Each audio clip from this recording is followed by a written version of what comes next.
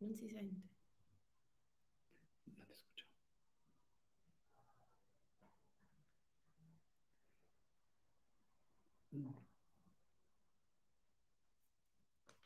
No te escuchamos.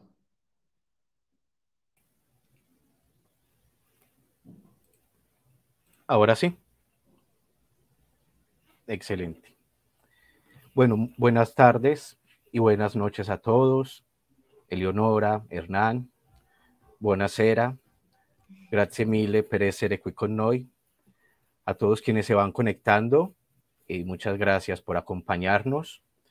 Les doy la bienvenida en nombre de Ediciones Letra Dorada y de las octavas Jornadas Internacionales de Literatura Andrés Bello, GILAB 2022, que iniciaron este 12 de octubre y se extenderán hasta el domingo 30. La invitación es entonces a que visiten la página de Facebook, Jornadas Internacionales de Literatura Andrés Bello GILAB, donde podrán consultar la programación y asistir a la transmisión de los eventos.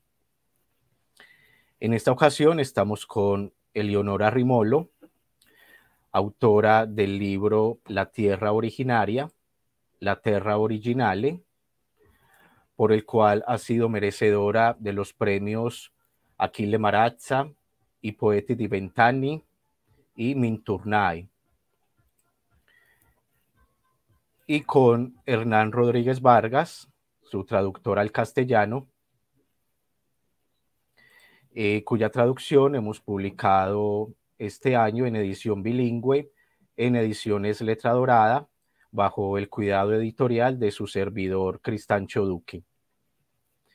Hernán tendrá la deferencia de traducir brevemente las preguntas que hagamos a Eleonora e igualmente de traducir para todos nosotros sus respuestas. También para quienes tengan comentarios, preguntas, al final tendremos un espacio para ello, más o menos breve en función del tiempo de que dispongamos. Igualmente la invitación para todos es a quedarse hasta el final, pues tendremos grandes sorpresas. Bueno, empecemos con Eleonora Rimolo, nacida en Salerno en 1991. Es doctora de investigación en estudios literarios de la Universidad de Salerno. Ha publicado los siguientes poemarios: La Resa dei Giorni, Alter Ego 2015, Premio Giovane Europa in Versi, Temeraria Gioia, La Dolfi 2017, Premio Pascoli Lora di Varga, Premio Civetta di Minerva y La Terra Originale. Por de no le legge Lieto Colle 2018, Premio Achille Marazza, con el cual ha ganado el Premio I Poeti di Vent'anni, Premio por de non legge Poesía y el Premio Minturnai. Junto a Giovanni Ibello ha editado Abitare la Parola, Poeti Nati negli anni 90, La Dolfi 2019. Asimismo, con algunos poemas inéditos, ha ganado el premio Ossi di Seppia, Talla 2017, y el primer premio de poesía Città di Conza, Conza 2018. Actualmente es la directora del formato online de la revista Atelier y directora de la colección de poesía Letture Meridiane ed Aeclanum. En 2022, la casa editorial Pequot publicó su último libro de poemas, Prossimo e Remoto. Eleonora, benvenuta. Grazie mille. E innanzitutto volevo ringraziare te, Cristanzo, e tutto lo staff di Letra Dorada per aver accolto questo mio libro e la splendida traduzione di Hernán. Sono molto contenta di essere riuscita a pubblicare questo libro in Colombia e in questa lingua per tanti motivi che magari avremo modo di scoprire durante questo incontro, quindi grazie. Bueno, la traducción, también agradeciéndote a ti, Cristancho, bueno, a las personas que nos siguen por ese espacio tan especial en estas jornadas de estudio, por tener el privilegio de haber traducido y de haber publicado esta traducción de La Tierra Originaria. Entonces, bueno, traduciendo un poco lo de Eleonora y añadiendo palabras mías, pues extendemos entonces ese agradecimiento y estamos muy contentos de estar acá y de poder presentar entonces el libro. Gracias a ustedes. Ha sido un placer. Bueno, ante la pregunta tan frecuente de si el poeta nace o se hace, yo a título personal considero que ambas. Es decir, nacen en el sentido de que hay en él una especie de predisposición, ¿no? Una sensibilidad que desde muy temprano quizá le diferencia del resto de alguna manera. Una capacidad de ver más allá de las cosas y también de asombrarse por lo que los demás suelen pasar por alto. Y se hace en el sentido de que para expresar esa sensibilidad y ese asombro, el poeta debe, por supuesto, formarse, estudiar su tradición, afinar su lenguaje, hallar su forma de comunicar a los demás esa otra cara de la luna, por decirlo de alguna forma, con un lugar común. Hay entonces un momento en el que el poeta se da cuenta de su vocación y la asume, o la rechaza, ¿no? Que es otra forma de asumirla y tal vez la más honesta, ¿no? Pues daría cuenta de la real necesidad que tiene el poeta de expresarse más allá de modas y poses y esnovismos. ¿En qué momento se da cuenta Eleonora Rimolo de su vocación poética y cuáles fueron esas influencias y dentro de esas influencias las primeras lecturas che la condujeron por ese cammino?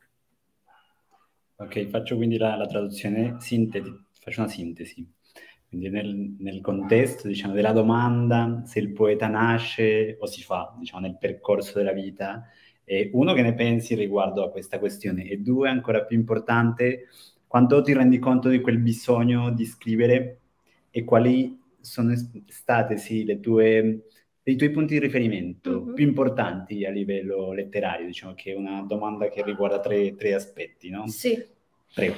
Ok, io penso, un po' come lo pensava anche Orazio, che sicuramente c'è un istinto alla poesia, quindi c'è una predisposizione naturale di chi scrive a scrivere poesia, quindi una necessità interiore, inconscia, che non si sa bene da dove viene, che è uno dei tanti talenti con cui una persona può nascere.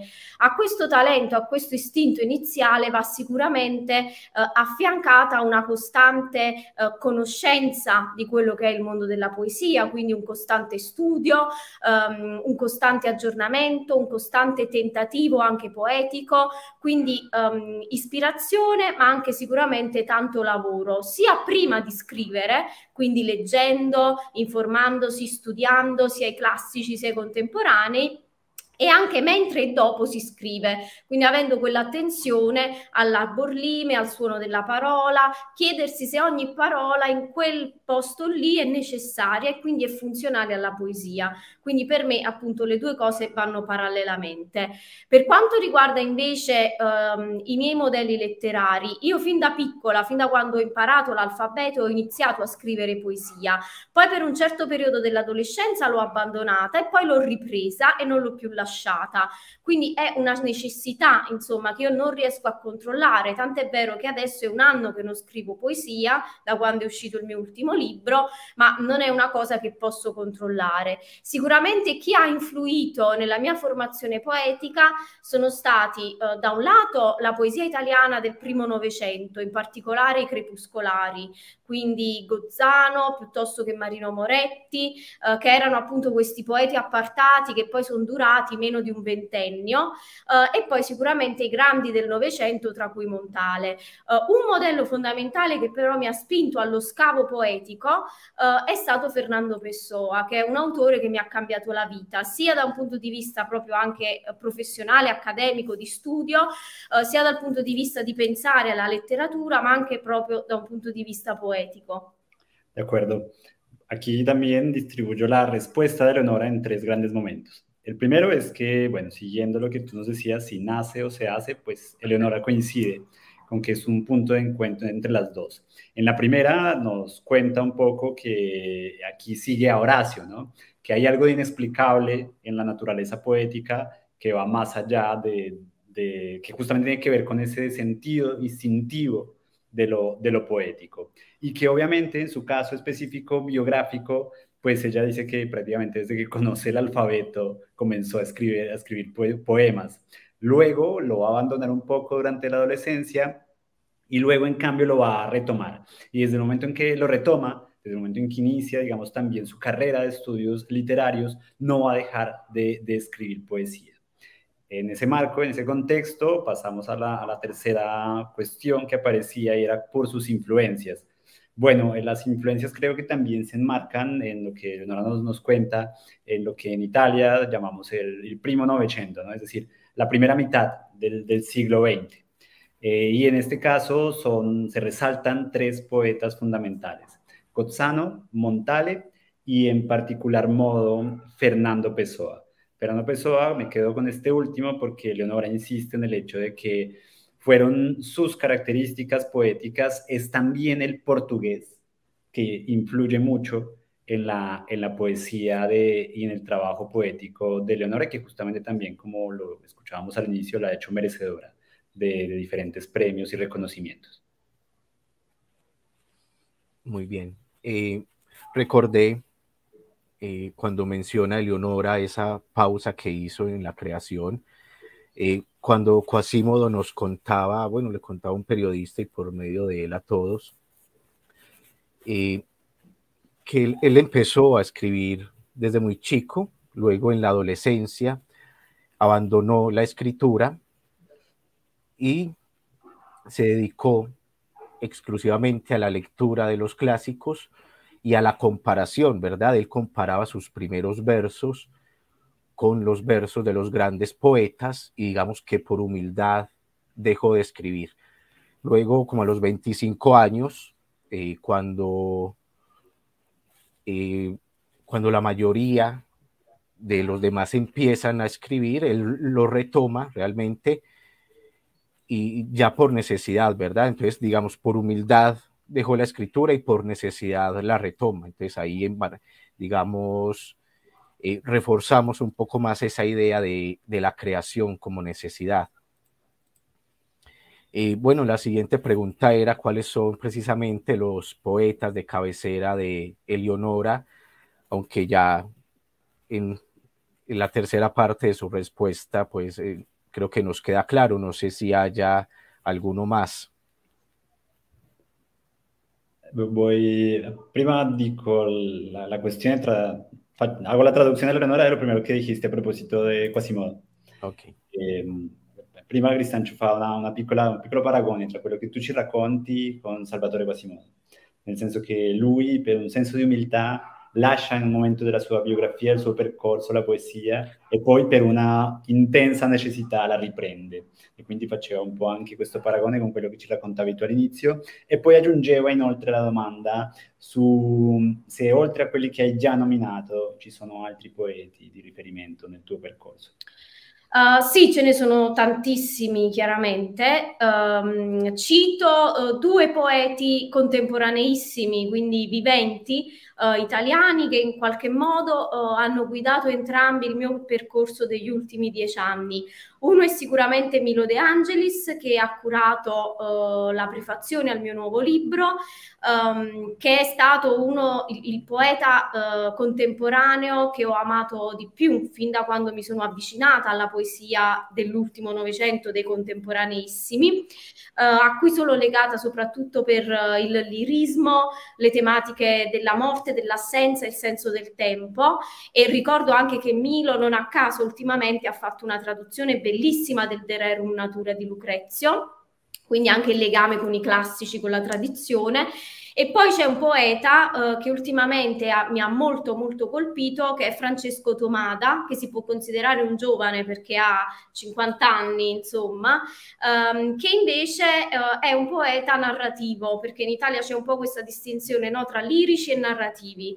I lirici che hanno questo stile verticale che tende al trascendente, ancora legato ad un senso della metafora, ad un senso del mistero, ad un dettato poetico molto rigido, e i narrativi che invece scrivono in maniera prosastica, alcuni senza neanche andare a capo, quindi senza neanche usare il verso.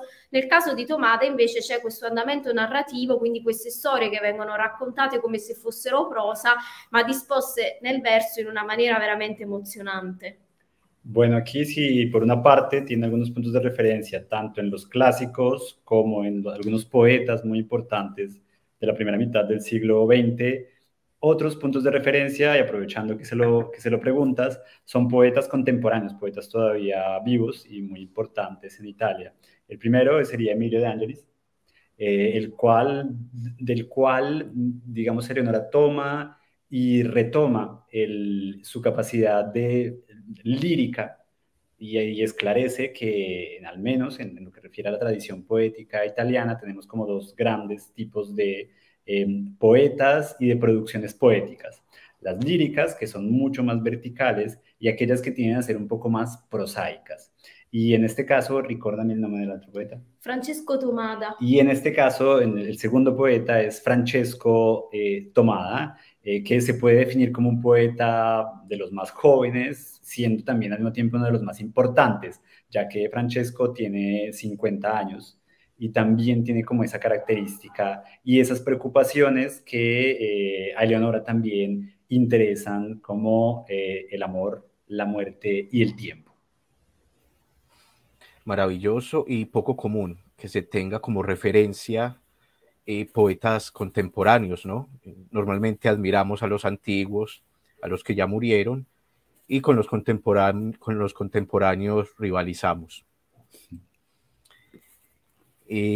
Bueno, la obra de Eleonora Rimolo ha sido galardonada con los premios Giovani Europa Inversi, Pascoli Lora di Varga, Civetta di Minerva, Achille Marazza, I Poeti di Vent'anni, Minturnae, Ossi di Seppia y Città di Conza. En total, 8 premios que por sí solos no pueden decir lo que no diga la obra en sí misma, pero que sí dan cuenta de un trabajo ya consolidado y reconocido dentro del contexto italiano, y que sin embargo, al menos hasta donde sé, no tan conocido dentro del contexto hispánico, o por lo menos en Hispanoamérica. Háblanos un poco, Eleonora, del recibimiento y el eco que ha tenido tu obra, tanto en tu país como fuera de él, y si es esta la primera vez che se traduce una obra tuya al castellano. Sì, fa un po' un percorso di premi che hai vinto, dicendo ovviamente, chiarendo che non sono i premi a definire l'opera, ma al contrario, e quindi chiede 2 cose. La prima, com'è stata, diciamo, la percezione del libro in Italia, diciamo, com'è stata la recezione del libro. E in un secondo momento chiede, diciamo, se questa è la prima traduzione o ne ha avuto anche altre. Allora, in Italia questo libro è stato recepito molto bene, non soltanto appunto per la questione dei premi, che poi lascia il tempo che trova, perché anche lì sono fasi, sono momenti, ma perché in quegli anni lì si faceva anche un discorso generazionale. Prima Cristanzo ha citato l'antologia che ho curato sui poeti nati negli anni 90, quindi si cercava di fare un'operazione militante per capire nel panorama dei trentenni, in questa nuova generazione, quali fossero le voci che avessero già diciamo una propria originalità, perché appunto, sempre come diceva Cristanzo, si tende sempre a guardare indietro e quindi magari si resta sempre troppo legati ai modelli e c'è un'imitazione troppo forte che impedisce poi di far emergere la propria individualità. Quindi il libro è stato diciamo, ha avuto una buona ricezione, e quello che mi ha fatto più piacere è stato non soltanto aver portato questo messaggio di questo libro, che secondo me è un messaggio forte e anche molto chiaro, ma anche, ecco, essermi in qualche modo attestata come una voce originale del panorama poetico tra i nati negli anni 90, in particolare tra le donne, che non sono molte, ecco, nella mia generazione, quelle che scrivono poesia o che si sono affermate o che hanno continuato poi a scrivere poesia, magari dopo l'esperienza di un libro, ecco. E poi l'altra domanda? Le traduzioni. Una traduzione integrale del libro non era mai uscita, quindi questa è la prima, però alcune poesie sono state tradotte in diverse lingue, ora non le ricordo tutte, ma anche in rumeno, in arabo, in francese, in greco moderno, oltre alle lingue europee, insomma. Bueno, para responder a la primera pregunta, el libro ha sido muy, muy bien acogido y digamos que dentro de los criterios de esa gran acogida, además de los premios que mencionabas, está el contexto de los mismos. ¿Por qué el contexto de los mismos? Porque tiende a valorizar las nuevas generaciones. Como decías tú también, digamos que uno tendencialmente pone más la mirada, el público lector incluso pone más la mirada en los poetas que ya son punto de referencia, que se convierten en clásicos, en lo que nosotros llamaríamos clásicos. Pero el punto es que esos reconocimientos hacen sí que, en el caso de Leonora, siendo también una joven poeta, el público también vuelque la mirada no solamente a su poesía, sino también a la de toda una generación, y en particular también a la de las poetas, es decir, a las voces femeninas que crean poesía en Italia. En lo que refiere, en cambio, a la traducción, esta edición, esta maravillosa edición, es la primera de la traducción completa del texto al castellano, mientras que algunos poemas han sido, digamos, individualmente traducidos en diferentes lenguas, como el rumeno, el francés, el alemán, decías el griego moderno, y bueno, esto también da cuenta de la acogida y de la recepción del libro en un plano europeo e internacional. Así que en general es el primer libro de Eleonora que se publica en castellano. Sí. Muy bienvenido además tu libro a nuestra lengua. Y muy honrado también de ser el puente para que eso se haya logrado. Bueno, entrando un poco más en materia en este libro, al inicio de la presentación o introducción de La Tierra Originaria, menciono el extrañamiento que me causó leer un poemario con ese título, siendo esencialmente un poemario de ciudad, un poemario citadino, en el que, como digo, también allí se dan cita todos los elementos de la vida en la urbe, ¿no? La soledad hiperconectada, las calles, las aceras, con la noche, con su juego de luces, ¿no? En fin, un montón de elementos, y también muchos que ya son lugares comunes de eso que conocemos como la ciudad. Guardándote lo que deba ser guardado y sin darle gratuitamente las claves de la lectura del poemario al lector, ¿qué es para Eleonora Rimolo La Tierra Originaria? Ok. Cristancio racconta un po' più che altro la sua lettura, sì, un po' le sue perplessità. Sì. E a partire dal titolo, quel contrasto, diciamo, con una serie di poesie molto cittadine, quello che lui ritiene molto cittadine, cioè molto che appartengono molto a un contesto di città, urbano, ecco. E quindi ti chiedo un po' anche di raccontarci cos'è per me la terra originaria. Cosa è per te la terra originaria? Okay. Allora, io ho immaginato questo libro come la ricerca personale di ogni lettore verso una terra reale o ideale in cui si parlasse la lingua degli affetti, in cui ci si sentisse veramente a proprio agio, in cui ci si sentisse veramente a casa.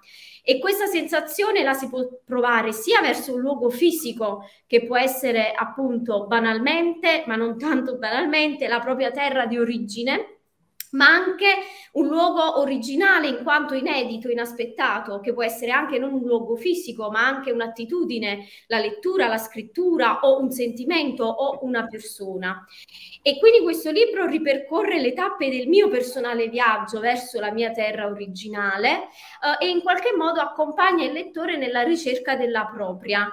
Per me la terra originale è un po' l'Heimat, no? Tedesco, è quella nostalgia verso un territorio che noi probabilmente non abbiamo mai visitato, ma che sappiamo che è l'unico posto al mondo che in qualche modo può regalarci la felicità. Per me questo posto è il mio sud, è la mia casa. Io come tutti ho avuto un momento in cui volevo allontanarmi da questo posto, emigrare verso il nord Italia banalmente, che è un luogo notoriamente più ricco anche di possibilità. E quando l'ho fatto poi mi sono resa conto che invece le mie radici, le mie origini erano in me, mi chiamavano, e quando sono tornata mi sono veramente resa conto che era questo il posto in cui volevo essere. E questa ricerca della terra originale poi si intreccia anche ad una ricerca mia di tipo esistenziale che è legata alle mie vicende relative alla ricerca del materno, che sono poi vicende più personali, ma in generale appunto io volevo fare insieme al lettore questo viaggio verso la terra originale di ciascuno. Ok, aquí también voy a dividir la respuesta en dos grandes momentos. El primero es que la preocupación de Leonora, una de las grandes preocupaciones del libro, tiene que ver con el lector. Es decir, que la pregunta que has formulado, Cristancho, a propósito de la tierra originaria, no solamente es para quien escribe el libro, sino también para el lector. Es decir, lo que quiere hacer Eleonora es hacer las veces de quien guía un camino en la pregunta que nos acompaña a cada uno, o mejor, formular la pregunta a las lectoras y a los lectores sobre cuál es su tierra originaria. Y luego, en un segundo momento, nos cuenta entonces de su propio perfil biográfico, eso que puede ser la tierra originaria desde dos puntos de vista, es decir, puede ser un lugar imaginado o un lugar real. A decidirlo es la autora, pero también los lectores. Por supuesto. Y en este contexto, entonces, digamos que presenta también un poco de una cuestión biográfica que es bien interesante para las personas que no han tenido la oportunidad de conocer Italia y de cómo es la vida un poco en Italia. Hay cuento muy rápidamente un contexto bien particular y bien interesante, y es las diferencias entre norte y sur. El norte viene representado, imaginado e incluso vivido como el lugar de las oportunidades, en términos de trabajo y en términos de industrialización y, entre comillas, progreso. Y el sur viene imaginado no necesariamente como el contrario, pero sí como el lugar donde hay un poco menos de oportunidades. Ella también entonces dice que en este camino ha encontrado, digamos, una reconciliación con su propio sur, con sus propios orígenes, que no solamente tienen que ver justamente con esos lugares reales y concretos, sino también metafóricos, y que incluso tienen que ver también con la infancia, la primera infancia, la maternidad, y también lo que significa nacer y crecer en un determinado contexto. Esa diferencia siempre tan marcada entre norte y sur en muchos contextos, ¿no? Ya nadie me llevará al sur, decía Quasimodo, lleno de nostalgia.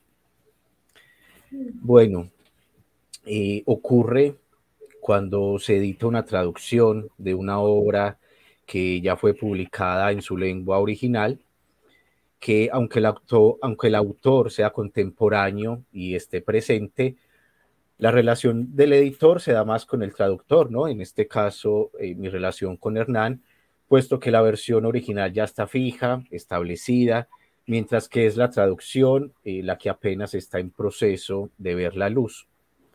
Vamos a hablar ahora un poco con el traductor de este libro al castellano,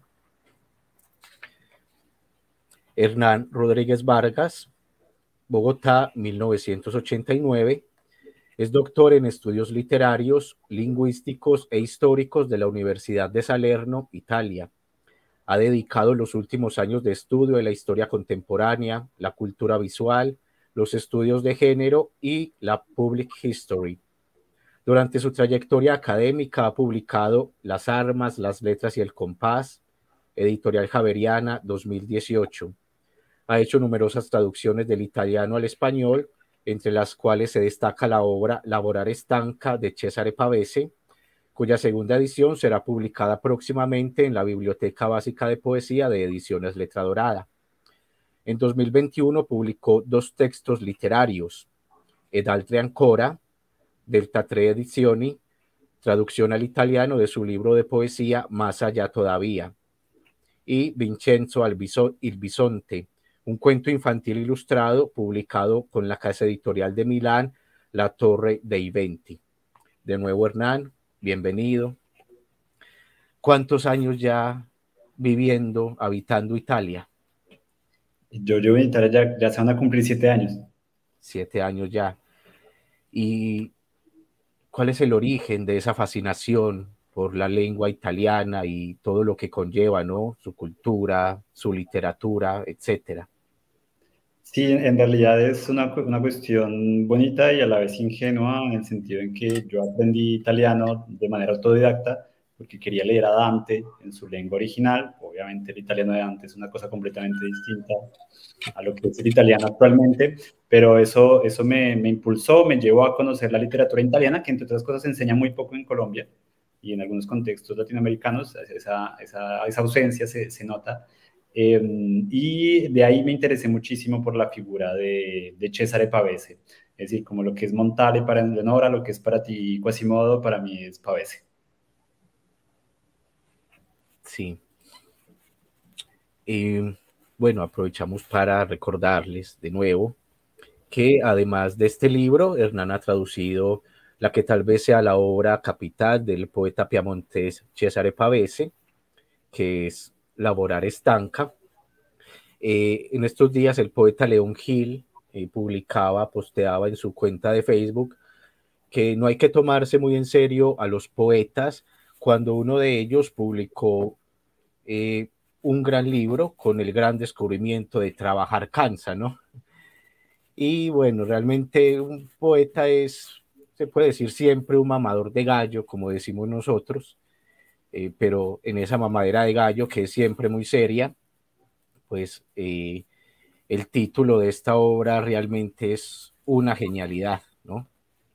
Además, muy sonoro, ¿no? Lavorare stanca tiene una sonoridad y una rotundidad tremendas. Bueno, entonces esta traducción la estaremos publicando próximamente, tal vez el próximo año, en lo que será la Biblioteca Básica de Poesía de Ediciones Letra Dorada. Has tenido la fortuna, Hernán, casual o no, de hacer la traducción de este libro con el acompañamiento constante de la autora, lo que sin duda es una ventaja, pues puede el traductor de esta forma salir de dudas sobre ciertos conceptos, sobre el sentido de tal verso, de tal fragmento o incluso de tal poema. Casos ante los cuales, cuando uno traduce a un poeta muerto, por ejemplo, en tu caso Pavese, en mi caso Quasimodo, no queda más remedio que intentar investigar, cotejar otras traducciones si las hay, pero al final casi siempre termina especulando, ¿no? Haciendo suposiciones, en fin, dando una versión siempre provisoria, pues más allá de la cuestión central de si es posible o no traducir poesía, en lo que por supuesto no vamos a entrar ahorita. Cuéntanos cómo fue el proceso de traducción de La Tierra Originaria, qué tanto te posibilitó o te facilitó el proceso, el acompañamiento de la autora, bueno, qué dificultades hubo, si hay también alguna anécdota, pues la escuchamos complacidos. Vale, sí, voy a contar primero cómo llegué a la obra. Es decir, como en lo que ustedes escuchan, se dan cuenta que Leonardo y yo hicimos digamos, el recorrido en la misma universidad, pero nosotros no nos conocíamos, sino que yo llegué primero a la obra y después llegué a la autora. En este contexto me llamó muchísimo la atención, como a ti, el título. Y leyendo la obra volví a evocar eso que también pasa en Pavese, de ese diálogo entre ciudad y lo que no es ciudad, llamémoslo por ahora así. Y me llegó muchísimo, me encantó, y así como en el caso de quienes escriben poesía, como lo acordamos, aparece esa necesidad, ese imperativo de escribir. Me pasó con el libro La Tierra Originaria, algo que no me pasaba desde Pavese, que era la necesidad de traducir. Es decir, yo también vivo la actividad de traductor muy cercana a la actividad de la creación, también por lo mismo que dices tú. En este caso, con la fortuna, ya después de conversar con Eleonora, de decirle, me gustaría traducir el libro, y luego miramos qué posibilidades editoriales hay. En esta línea, entonces, comienza esta aventura de traducir este libro, de consultarle conceptos, de consultarle ideas, de saber qué estaba pensando cuando lo escribió, de corregir, en fin, ¿no? De ver toda una serie de cuestiones que están detrás del escenario, y que obviamente no, habiendo ya traducido Pavese, pues que no me hubiera gustado hacer con Pavese, pero que obviamente es imposible. Y es hablarle y decirle, tengo una duda sobre esta palabra. En italiano aparece una cosa muy importante, para que lo sepan también las personas que van a leer el texto y en general interesadas en la literatura italiana, y es que el italiano Italia como nación tiene una particularidad, que son los dialectos. Es decir, que incluso en algunas ocasiones configuran gramáticas completamente distintas de las del italiano que se habla en toda la península. Es decir, si uno va a ver, por ejemplo, el napolitano, tiene una estructura mucho más, que la diferencia claramente del italiano. Puede pasar también lo mismo con el siciliano. Si uno se va al norte, también va a encontrar otras formas. Y esas formas, dependiendo de la tierra originaria de los poetas, pues van también a comunicar y a, entre comillas, contaminar cada experiencia poética. Entonces, de hecho, traduciendo La Tierra Originaria, pues también fue una forma de acercarme mucho más al italiano del sur. En ese sentido, entonces también es bien interesante y bien valioso. Como en tu caso, digamos, ese sur entonces te va a acercar a Sicilia. Sí, me ha tocado el caso del dialecto siciliano, que claro, si uno solo se ha acercado digamos, al italiano continental, es casi incomprensible. Exactamente. Y va a pasar lo mismo con Lavorare Stanca, que cuando ya vine a Italia encontré muchos errores de mi propio trabajo, porque pude confrontar la cuestión dialectal en el caso de Pavese, obviamente ya afrontar una serie de cuestiones ahí bien importantes. En este caso, y retomando, entonces sí, con La Tierra Originaria pasa eso, y quiero también decirles a las personas que nos están escuchando cuánto es importante en este caso imaginar el proceso de traducción no como una obra del traductor, sino como un gran taller. Sobre todo cuando el autor está, digamos, presente, pero también en el caso del editor, y cuánto es importante el trabajo del editor o de los editores. Es decir, porque en este caso, digamos que también un reconocimiento a tu trabajo, y es que, por ejemplo, en mi caso como traductor, dado que ya son muchos años viviendo en Italia, pues no muchos, pero sí bastante tiempo, hay unas cuestiones que, por ejemplo, en mi castellano se pueden incluso ir contaminando, y que quien conoce mejor no, quien conoce a profundidad el castellano te puede solamente guiar y servir, digamos, en esa línea, ¿no? Porque en ese esfuerzo por traducir aparece también la cuestión no solamente de traducir, sino también de cómo traducir bien en términos de cómo respetar ambas lenguas. Eso también quería como contarlo. Sí, digamos, traducir el sentido de las cosas, como decía Heidegger, que es más el sentido de las cosas lo que se traduce que las palabras, ¿no? Y haciéndolo así, pues también, como dice, se respeta más ambas lenguas. Bueno, por último, Hernán, ¿cuál es tu apreciación de esta obra como traductor? Mi apreciación de esta obra es, me uno a lo que dice Eleonora, y a lo que sucede en obras de poesía que justamente me conectan incluso con la misma experiencia de la lectura de Dante. Y es que son obras que proponen un recorrido. Es decir, que en algunos casos, cuando uno lee poesía, puede escoger como lector digamos, de leer o de escoger algunos poemas, algunos fragmentos, etcétera. Pero hay poetas tan potentes que en realidad uno no se puede saltar ninguna parte del recorrido de lo que se compone en una determinada obra. Y esto es lo que me pasa con la experiencia poética de leer la tierra originaria, de traducir la tierra originaria, y es realizar ese recorrido por el cual uno va de la mano, incluso con el mismo autor o a través de la pluma del autor, en este caso de la autora. Entonces, creo y afirmo un poco también lo que decía, que aparece constantemente en la lectura la propia pregunta, es decir, es un libro que alcanza al público porque uno interioriza también esa pregunta sobre cuál es la propia tierra originaria. Aquí como anécdota, quiero contarles que Eleonora en la dedicatoria del libro, cuando me la realizó, dice a Hernán que ha encontrado en Italia su otra tierra originaria, ¿no? Entonces, digamos, también ese sentido de acogida y de cuestión, que incluso puede ser más de una, como siento que me pasa a mí. Pues bien, ¿qué les parece si pasamos ahora a una lectura, tal vez unos 2 poemas, ¿no? Claro que sí. En la voz de Eleonora y luego en la voz y la versión de Hernán. Vale.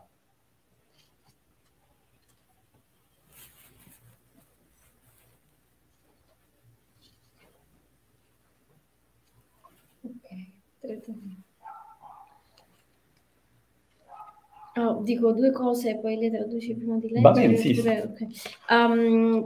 Prima Cristancio ha parlato dello spazio urbano come qualcosa che sorprende, no? Rispetto agli altri elementi naturali come il mare. La mia terra originale è anche una terra originale molto urbanizzata, molto industrializzata e anche molto in qualche modo rovinata proprio da questo eccesso di industrializzazione e urbanizzazione, che sono cose necessarie ma possono creare dei problemi. A prescindere poi da questo c'è anche chi si diverte, diciamo, a in qualche modo distruggere la natura di propria mano, e questa poesia in particolare la leggo perché si ricollega molto anche al senso di ferita che provo, no? Quando succedono queste cose rispetto alla mia terra ferita. C'è stato questo incendio doloso, ovviamente, quindi provocato dall'uomo, che ha incendiato quasi tutto il Parco Nazionale del Vesuvio, che magari spieghi cos'è, e per alcuni giorni anche qui pioveva cenere, quindi il cielo era di questo colore arancione perché c'erano queste nubi del fumo e pioveva cenere, quindi questa sensazione mi ha lasciato una suggestione molto forte, da cui poi è venuto fuori e il riferimento alle carcasse dei gatti è perché purtroppo queste persone, per diffondere l'incendio, appiccavano il fuoco sugli animali, che quindi scappando diffondevano il fuoco.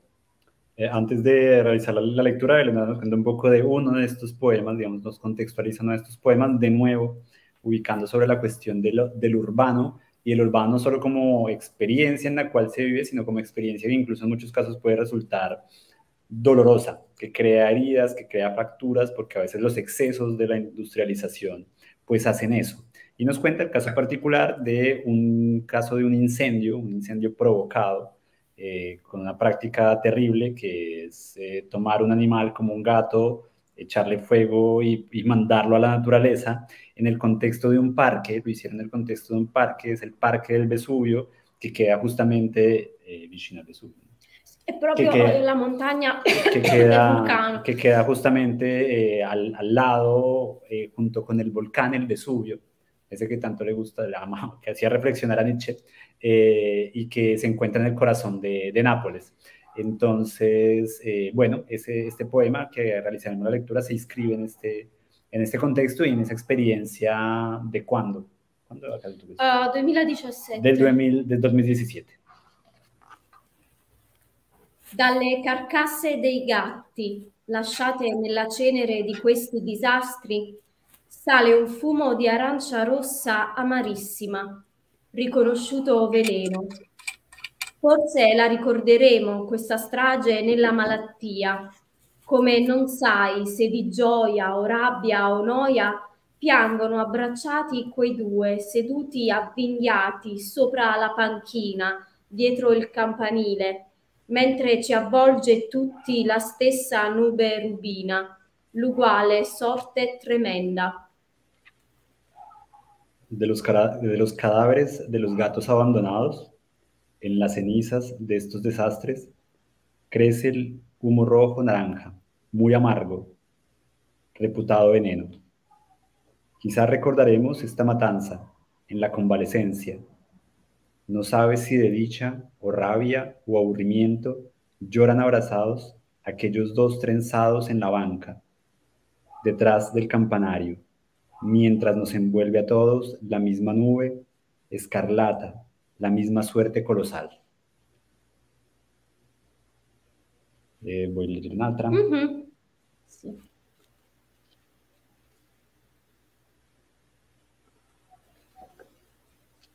Sì. A mani nude gli studiosi scavano le fondamenta, piegati sul fossato. Dicono vi siano tracce di una civiltà antichissima. Credono a quanto c'è dietro la superficie, pure se la pioggia impasta la pietra, li sporca di melma, complica l'esercizio della ricostruzione. È triste questo nostro bisogno di ordine, lo strappare la radice e non trovare il seme. È un franare senza poter bloccare la discesa, precipitare a brandelli privi del termine di caduta. Con sus propias manos, los estudiosos excavan los fundamentos, replegados en el foso. Dicen que hay rastros de una civilización antiquísima.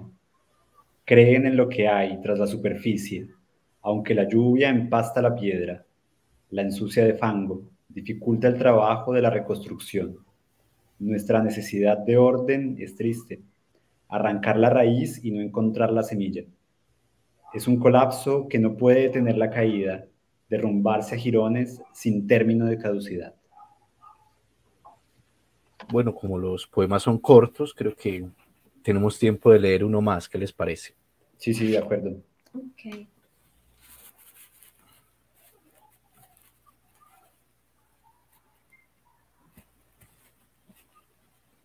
Okay.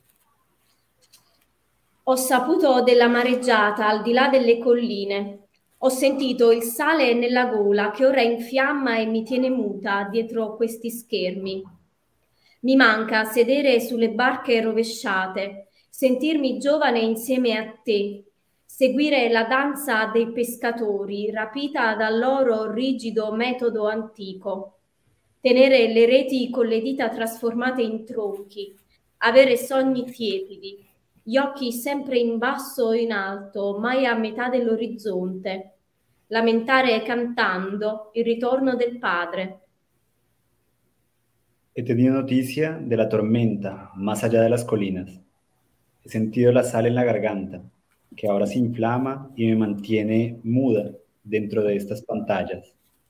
Me hace falta sentarme sobre las barcas volcadas, sentirme joven junto a ti, seguir la danza de los pescadores, sujeta a su rígido método antiguo, sostener las redes con los dedos, convertidos en troncos, tener los sueños tibios, la mirada siempre baja o en alto, nunca en medio del horizonte, lamentar cantando el regreso del Padre.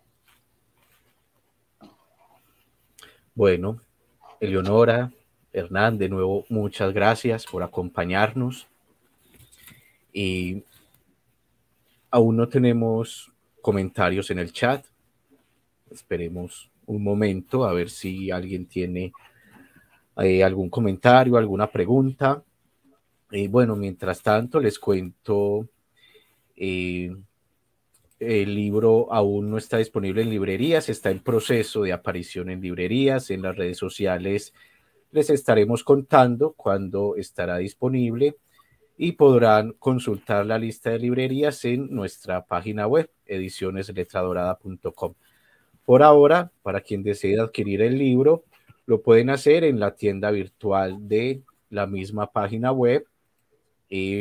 Por este medio lo pueden adquirir en Colombia, México, Perú, Argentina, Uruguay, Brasil y España. Para quien desee adquirirlo.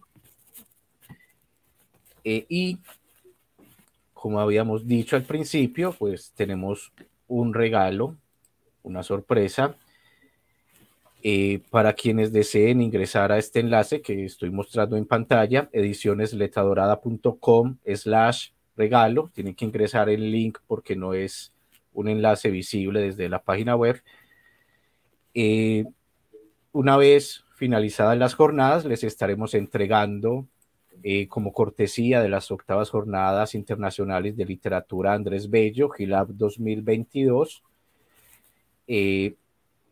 los números virtuales de la revista Cosmogonía de Bello y de la revista La Noria de Santiago de Cuba, así como el ebook de La Hora de Tinieblas de Ediciones Letra Dorada, una muy bella edición ilustrada con los caprichos de Goya. También, que no se me escape nada, los números de la colección de poesía Alfabeto del Mundo de Ediciones La Castalia, entre otros obsequios que tenemos para quienes llenen el formulario. Les estará llegando al correo una vez finalizadas las GILAB. Y también estaremos, bueno, para esto, estos obsequios son para quienes llenen el formulario hasta el domingo 30, que es el día en que finalizan las jornadas. Para quienes llenen el formulario el día de hoy, es decir, hasta las 11:59 p.m. hora colombiana, estaremos rifando, ¿no? Hay otro término más apropiado que ahora se me escapa, un ejemplar físico de La Tierra Originaria, incluido el envío, ¿no? Esto para nuestros lectores de Colombia, México, Perú, Argentina, Uruguay, Brasil y España, ¿sí? Entre este público estaremos sorteando un ejemplar físico de La Tierra Originaria, y para todos quienes llenen el formulario, sin importar su país de residencia, les estaremos enviando estos obsequios por correo electrónico. Bueno, al parecer no tenemos ningún comentario. Por último, aprovecho para invitarlos de nuevo a ingresar a la página de Facebook de las Jornadas Internacionales de Literatura Andrés Bello GILAB, consultar la programación y también asistir allí a las transmisiones de los eventos.